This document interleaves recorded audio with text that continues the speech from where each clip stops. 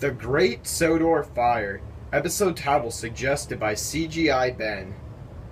It was a great day on the island of Sodor. Gordon had pulled the express in record time.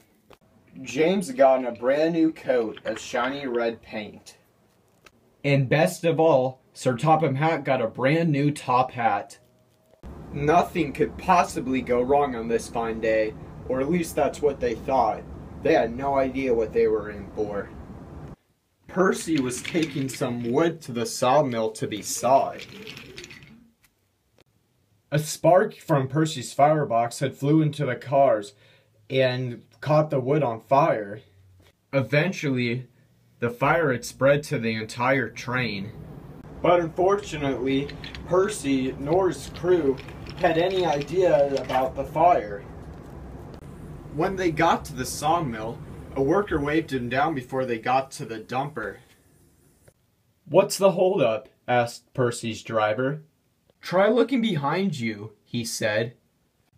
His driver looked back. "Whoa," he said. "A fire." "A fire?" squealed Percy, and the startled engine jerked back.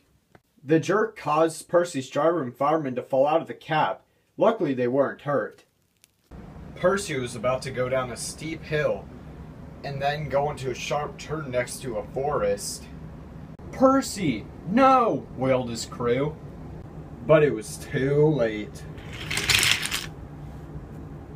The fire soon began to spread. "Uh-oh," said Percy. The worker ran to the nearest telephone to warn Sir Topham Hatt.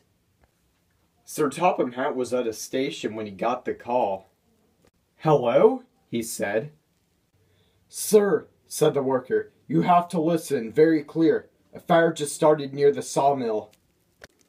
A fire?" said Sir Topham Hatt. "Yes, and it's heading towards the station through the forest.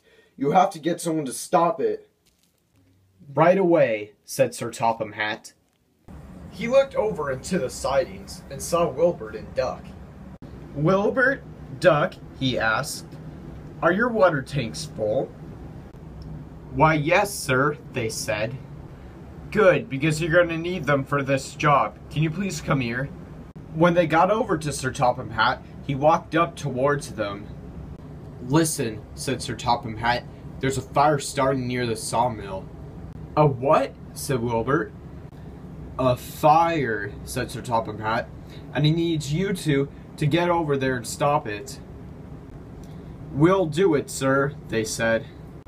"Good," said Sir Topham Hatt. "That's settled then. Well, let's go." And he hopped into Wilbert's cab, and they puffed off.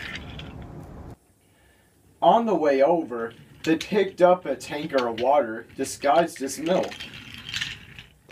"Look over there," shouted Duck. Up ahead, they saw a bunch of burning trees, and Henry was there too. "My trees!" shouted Henry, crying. "My beautiful, beautiful trees!" "Let's put this out," said Sir Topham Hatt.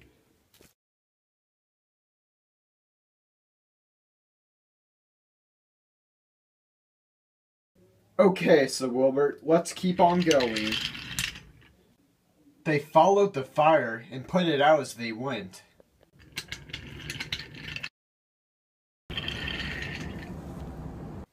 Eventually, they made it to Percy.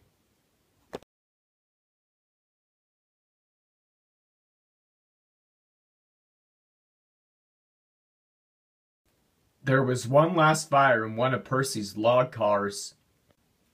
But the tanker was empty. "What are we supposed to do?" said Sir Topham Hatt. "Use the water in our tanks," said Wilbert. So that's what he did. "Hurrah!" cheered everybody. "We saved the island." "Uh-oh," said Duck. "Here comes Henry." "Well, at least I saw my trees by the sawmill."